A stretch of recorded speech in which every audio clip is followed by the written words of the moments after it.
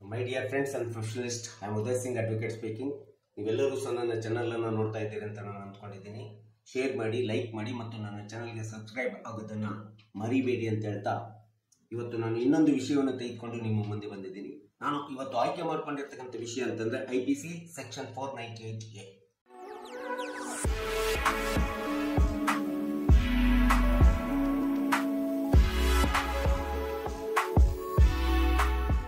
So ಈ ವಿಷಯದ ಬಗ್ಗೆ ಒಂದಿಷ್ಟು ನಾವು ತಿಳ್ಕೊಳ್ಳೋಣ. ಭಾರತೀಯ ದಂಡ ಸಂಹಿತೆ 1860 ನಾವು ನೋಡ್ತಾ ಹೋದಾಗ ಸೆಕ್ಷನ್ 498A ಇದು ತುಂಬಾ ಪ್ರಚಲಿತವಾದಂತ ಒಂದು ಸೆಕ್ಷನ್ ಅಂತ ಹೇಳ್ತೀವಿ. ಅದನ್ನ ನಾವು ಸಹಜವಾಗಿ ವರದಕ್ಷಿಣೆ ಕಿರುಕುಳ ಅಂತೇಳಿ ನಾವು ಈ ಒಂದು ಸೆಕ್ಷನ್ ಅಡಿ ಒಳಗಡೆ ಒಂದು ಟೈಟ್ಲ್ ಅನ್ನು ಕೊಟ್ಬಿಟ್ಟಿದೆ. ಸೊ ಅಥವಾ ಇದನ್ನ ನಾವು ಸಹಜವಾಗಿ ಡೌರಿ ಹೆರಾಸ್ಮೆಂಟ್ ಆಕ್ಟ್ ನಲ್ಲಿ ಬರುವಂತ ಒಂದು ಸೆಕ್ಷನ್ 498A ಅಂತೇಳಿ ನಿಮ್ಗೆಲ್ಲರಿಗೂ ಸಹ ತುಂಬಾ ಚಿರಪರಿಚಿತವಾದಂತ ಒಂದು IPC ಸೆಕ್ಷನ್ ಅಂತೇಳಿ ನಾವು ಹೇಳ್ಬೋದು. ಸೊ ನಮ್ಮ ಹಿಂದೂ ಒಂದು ಸಂಪ್ರದಾಯದ ಪ್ರಕಾರ ವಿವಾಹ ಎಂಬತಕ್ಕಂಥದ್ದು ಒಂದು ಅತಿ ಪ್ರಮುಖವಾದಂತ ಬದುಕಿನ ಒಂದು ಘಟ್ಟ, ನಿರ್ಣಾಯಕ ಘಟ್ಟ ಅಥವಾ ನಿರ್ಧರಿಸುವಂತ ಘಟ್ಟ ಅಂತೇಳಿ ನಮ್ಗೆಲ್ಲರಿಗೂ ಗೊತ್ತಿದೆ. ಸೊ ಇಂಥ ಒಂದು ನಿರ್ಧಾರವನ್ನು ತೆಗೆದುಕೊಂಡು ಏನು ನಮ್ಮ ಹಿಂದೂ ಸಂಪ್ರದಾಯದ ಪ್ರಕಾರ ನಾವು ಪತಿ ಪತ್ನಿ ಅಂತೇಳಿ ಏನು ಗಂಡ ಹೆಂಡತಿ ಮದುವೆ ಆಗ್ತಾರೆ, ಮದುವೆ ಆದ ನಂತರ ಮನೆಗೆ ಬಂದಂತ ಮಹಿಳೆಗೆ ಅಥವಾ ಸೊಸೆಗೆ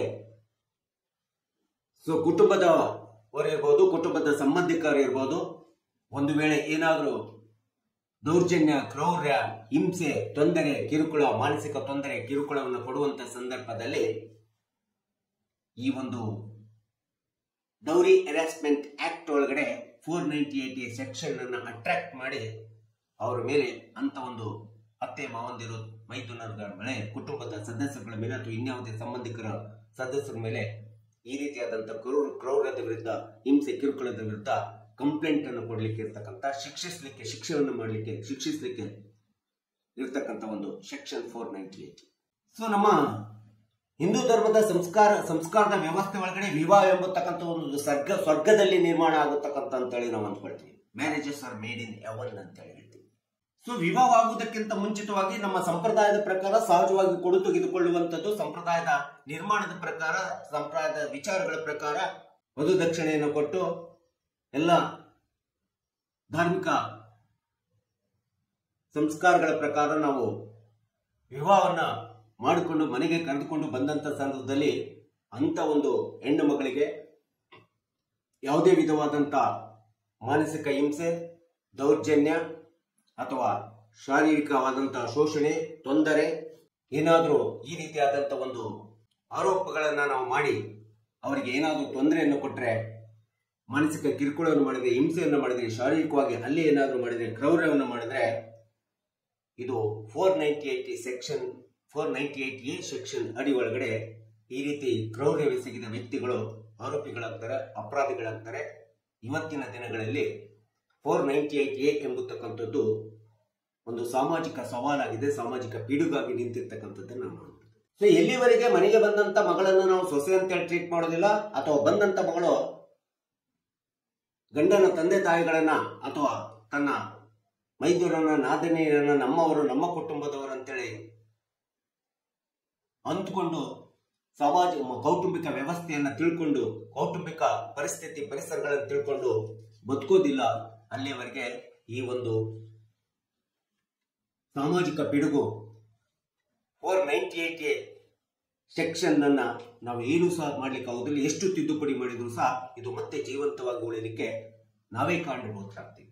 ಸೊ ಹೊಸದಾಗಿ ಬಂದಂತ ಒಂದು ಹೆಣ್ಣು ಮಗಳಿಗೆ ಅತ್ತೆ ಮಾವಂದಿರ ಮನೆ, ಗಂಡನ ಮನೆ ಮತ್ತು ಅಲ್ಲಿ ಇರ್ತಕ್ಕಂಥ ಅವರುಗಳ ಮನೆಯ ಪರಿಸ್ಥಿತಿ, ನಡವಳಿಕೆ, ಸಂಪ್ರದಾಯ, ಅವರುಗಳ ವರ್ತನೆ ಮತ್ತು ಅವರ ಆರ್ಥಿಕ ಪರಿಸ್ಥಿತಿ ಇವೆಲ್ಲವುಗಳನ್ನು ಸಹ ಅರಿತುಕೊಂಡು ಈ ಒಂದು ವಿವಾಹ ಬಂಧನದಲ್ಲಿ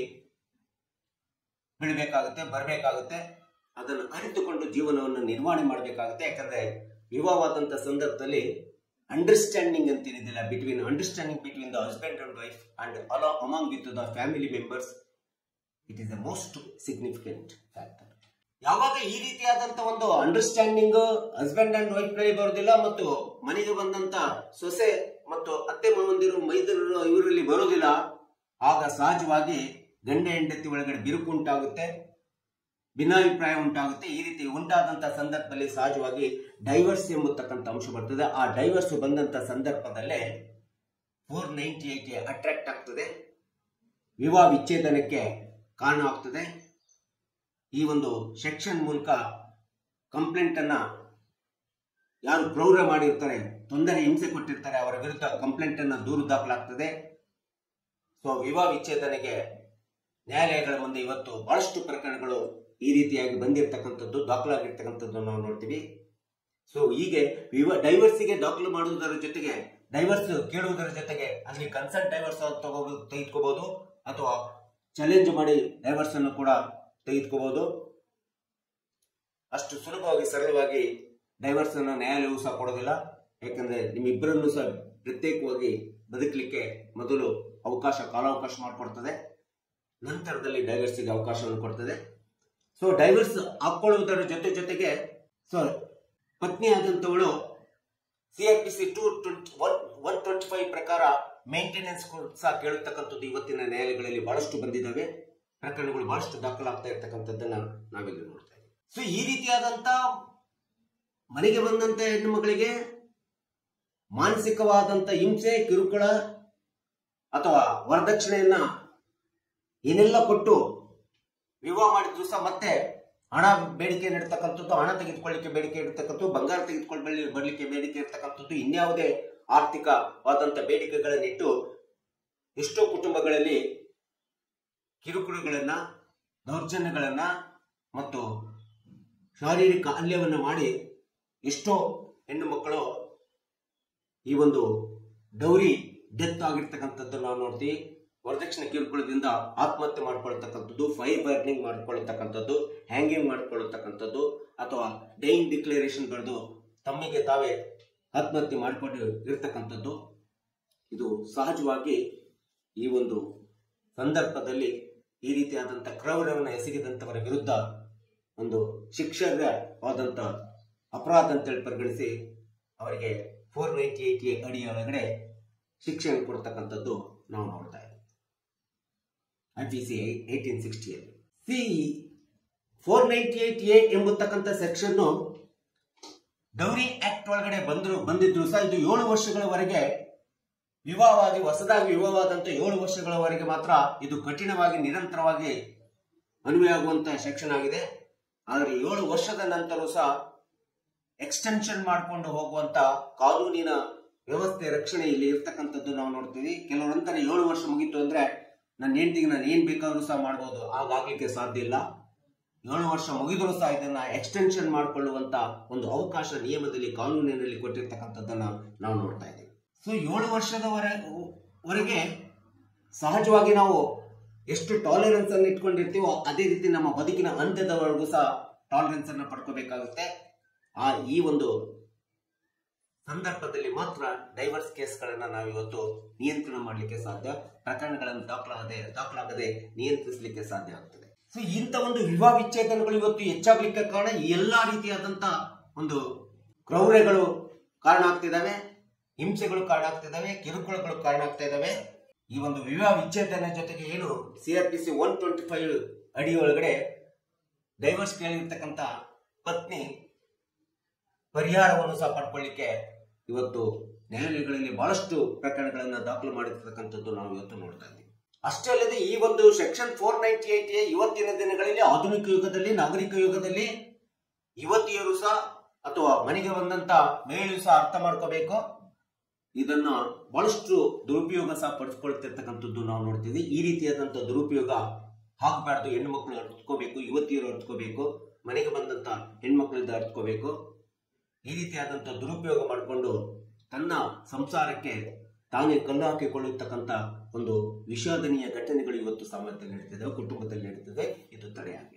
ಸೊ ಇದರ ಜೊತೆಗೆ 2005ರಲ್ಲಿ DVA act, domestic violence act ಅಂತೇಳಿ ತಂದಿದ್ದಾರೆ. ಈ ಒಂದು ಆಕ್ಟ್ ಅನ್ನು ಸಹ ಇವತ್ತಿನ ಯುವತಿಯರು ಉಪಯೋಗಿಸ್ಕೊಳ್ತಾ ಇರ್ತಕ್ಕಂಥದ್ದನ್ನ ನೋಡಿದ್ರೆ ಇದನ್ನು ವೆಪನ್ ಆಗಿ ಉಪಯೋಗಿಸ್ಕೊಳ್ತಾ ಇದ್ದಾರೆ. ಇದು ಸಹ ಒಂದು ದುರುಪಯೋಗ ಅಂತ ಹೇಳ್ಬೋದು. ಇಂಥ ಒಂದು ದುರುಪಯೋಗ ನಿಲ್ಬೇಕಾಗುತ್ತೆ.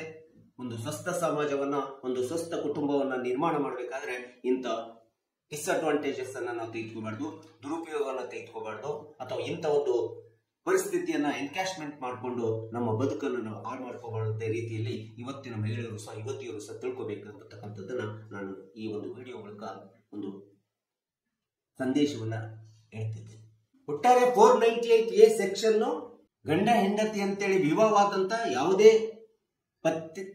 ಪತ್ನಿಗೆ ಅಥವಾ ಹೆಂಡತಿಗೆ ಗಂಡನ ಕುಟುಂಬದವರು ಇರ್ಬೋದು ಅಥವಾ ಸಂಬಂಧಿಕರು ಇರ್ಬೋದು ಯಾವುದೇ ವಿಧವಾದಂತ ಕ್ರೌರ್ಯವನ್ನ, ಹಿಂಸೆಯನ್ನ, ಕಿರುಕುಳವನ್ನ ಕೊಟ್ಟಂತ ಸಂದರ್ಭದಲ್ಲಿ ಅವರ ವಿರುದ್ಧವಾಗಿ ದೂರನ್ನ, ಕಂಪ್ಲೇಂಟ್ ಅನ್ನ ದಾಖಲು ಮಾಡಿ ಅವರಿಗೆ ಶಿಕ್ಷೆಗೆ ಒಳಪಡಿಸುವಂತ ಒಂದು ಅತಿ ಬಲಿಷ್ಠವಾದಂತ ಶಿಕ್ಷಣ ಇವತ್ತಿಗೂ ಸಹ ನಮ್ಮ IPCಯಲ್ಲಿ 1860 ಒಳಗಡೆ ಇರ್ತಕ್ಕಂಥ ಒಂದು ಸೆಕ್ಷನ್ಗೆ ಬಹಳಷ್ಟು ಅಮೆಂಡ್ಮೆಂಟ್ ಅನ್ನು ತಂದಿದ್ದಾರೆ. ಇವತ್ತು ಕಂಪ್ಲೇಂಟ್ ಕೊಡ್ಬೇಕಾದ್ರೂ ಸಹ ಕಂಪ್ಲೇಂಟ್ ಸಡನ್ ಆಗಿ ಪೊಲೀಸ್ ಸ್ಟೇಷನ್ ಅಧಿಕಾರಿ ಸ್ವೀಕಾರ ಮಾಡಬಾರ್ದು, ಸಡನ್ ಆಗಿ ಕಂಪ್ಲೇಂಟ್ ತೆಗೆದುಕೊಂಡು FIR ಹಾಕಬಾರ್ದು. ಅದಕ್ಕೆ ಸಂಬಂಧಪಟ್ಟಂತ ಒಂದು ಕೌನ್ಸಿಲಿಂಗ್ ಸಮಿತಿಯನ್ನು ರಚನೆ ಮಾಡಬೇಕು. ಆ ಸಮಿತಿಯನ್ನು ರಚನೆ ಮಾಡಿ ಕಂಪ್ಲೇಂಟ್ ದೂರದಾರರ ಕುಟುಂಬ ಮತ್ತು ದೂರದಾರರಲ್ಲಿ ಇರ್ತಕ್ಕಂಥ ಒಂದು ದೂರಿನ ಅನ್ವಯ ಸಂಪೂರ್ಣವಾದಂತಹ ವಿಚಾರಣೆ ಕೈಗೊಳ್ಳಬೇಕು. ಆ ವಿಚಾರಣೆ ಎನ್ಕ್ವೈರಿ ಮಾಡಬೇಕು. ಎನ್ಕ್ವೈರಿ ಮಾಡಿ ವಿಚಾರಣೆ ಮಾಡಾದ್ಮೇಲೆ ಅಲ್ಲಿ ಏನಾದರೂ ಸತ್ಯಾಸತ್ಯತೆ ಕಂಡು ಬಂದಂತೇಳಿ ಫ್ಯಾಕ್ಟ್ ಆಫ್ ಕೇಸ್ ಅಂತೇಳಿ ಕಂಡು ಬಂದಾಗ ಅಂತ ಸಂದರ್ಭದಲ್ಲಿ 498A ಅಡಿಯಲ್ಲಿ ದೂರನ್ನು ಸ್ವೀಕರಿಸಿ FIR ಅನ್ನ ಲಾಂಚ್ ಮಾಡ್ಕೋಬೇಕೆಂಬತಕ್ಕಂಥ ಒಂದು ಸ್ಪಷ್ಟ ನಿರ್ದೇಶನ ಇವತ್ತು ಪೊಲೀಸ್ ಇಲಾಖೆಗಳಿಗೆ, ಅಧಿಕಾರಿಗಳಿಗೆ ಕೊಟ್ಟಿರ್ತಕ್ಕಂಥದ್ದು ನಾವು ನೋಡ್ತಾ ಇದ್ದೀವಿ ಸರ್ಕಾರದ ಆದೇಶದ ಪ್ರಕಾರ ಅಥವಾ ಈ ಒಂದು ಸೆಕ್ಷನ್ ತಿದ್ದುಪಡಿ ಮಾಡಿರೋದ್ರ ಪ್ರಕಾರ. ಈ IPC ಸೆಕ್ಷನ್ 498A ಅಡಿಯಲ್ಲಿ ಏನಾದ್ರೂ ಒಂದು ವರದಕ್ಷಿಣೆ, ಕಿರುಕುಳ ಅಥವಾ ಹಿಂಸೆಯ ಒಂದು ಮೊಕದ್ದಮೆ ದಾವೆ ದಾಖಲಾಯಿತು ನ್ಯಾಯಾಲಯದಲ್ಲಿ ಅಂತಂದ್ರೆ ಇದು ಒಂದು ಕ್ರಿಮಿನಲ್ ಅಫೆನ್ಸ್ ಅಂತೇಳಿ ನಾವು ತೆಗೆದುಕೊಳ್ತೀವಿ. ಶಿಕ್ಷಾರ್ಹ ಅಪರಾಧ ಅಂತೇಳಿ ನಾವು ಪರಿಗಣಿಸ್ತೇವೆ.